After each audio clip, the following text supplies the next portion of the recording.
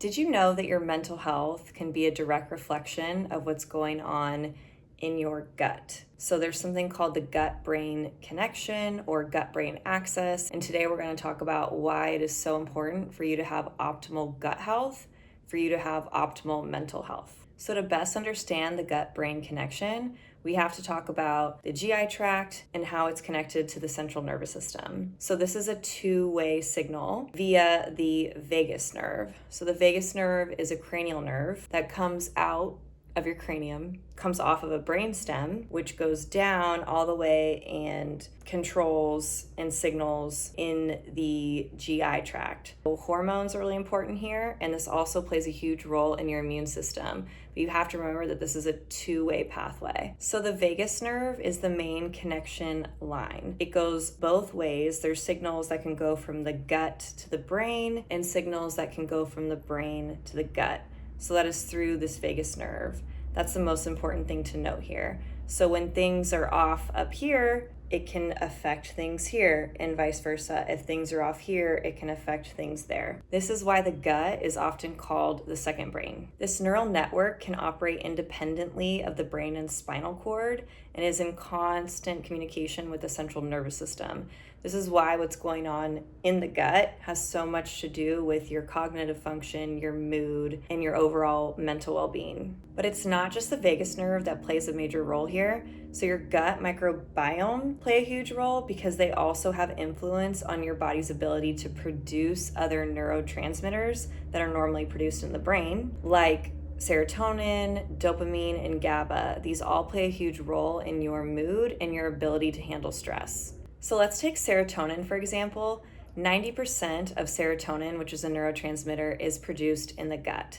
So if we have a healthy and diverse gut microbiome, then we have this proper signaling, and the gut will transmit that neurotransmitter via the vagus nerve or the bloodstream to be sent to the brain to once again help with our mood. If there is an imbalance in the gut microbiome, which happens very often, this can occur from taking antibiotics, from prolonged stress, from eating a poor diet, from having some sort of infection, then what can occur is something called leaky gut.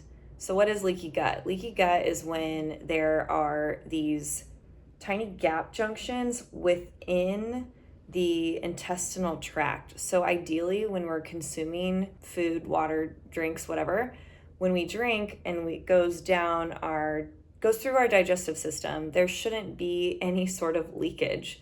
So it will literally have toxins and different particles leak into the bloodstream. This can cause people to have really bad fatigue, skin issues. They'll just feel like crap in general, like literally feels toxic. So that is what leaky gut is. So imagine if you do have this toxic buildup being slowly secreted through these gap junctions, leaky gut, and now your body is going to try to help your body repair that, right? That's what it does. It tries to help us by secreting inflammatory molecules.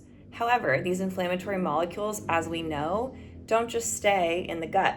So then that can cause inflammation within the brain, which would inhibit neurotransmitter production within the brain of serotonin and these other neurotransmitters that we need for proper mental health and to feel good. So don't just take my word for it. There has been plenty of research that shows that an inflamed gut can negatively impact your mental health. There was a research study that showed that patients with IBS were significantly more likely to have depression or anxiety versus those who did not. So what can we do for optimal gut health? First, diet is most important. You cannot supplement your way out of a poor diet. So focusing on that, I would say, is your number one thing you need to do. So looking at your diet, are you eating lots of fiber? Fiber is very, very good for microbiome diversity. So what's fiber? That's beans, lentils, nuts, seeds, fruits, vegetables, potatoes with skins on it, avocado. I'm probably leaving some things, onions, garlic, those types of things are great for gut health. A lot of that are called prebiotics. Then there's probiotics, which a lot of people will take. Probiotics are in like kefir, kimchi, sauerkraut. So it's not bad to take a probiotic. I often actually will suggest that if someone's having signs of really poor gut health. However, I don't want them to not make any other changes in their diet so that they don't have to take that supplement for a long time. And truthfully, if someone's just taking a probiotic, that's not the only thing that's going to contribute to better gut health. You may see minor improvements, but it's not going to take you the full way towards optimal gut and then optimal brain health. Making sure you're consuming a lot of anti-inflammatory foods like olive oil, fatty fish, leafy greens, veggies, and the fibers like I talked about can be super beneficial. Making sure you're getting enough sleep is also super important because once again, if you're running on too much stress and we have inflammation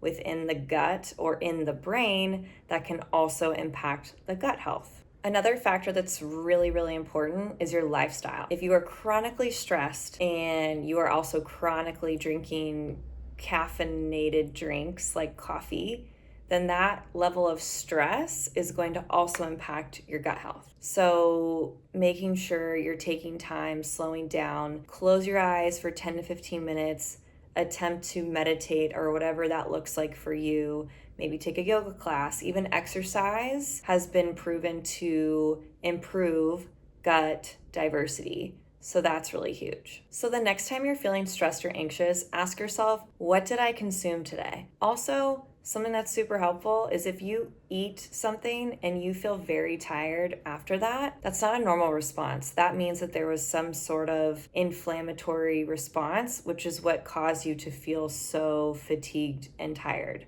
So ask yourself, what are you consuming?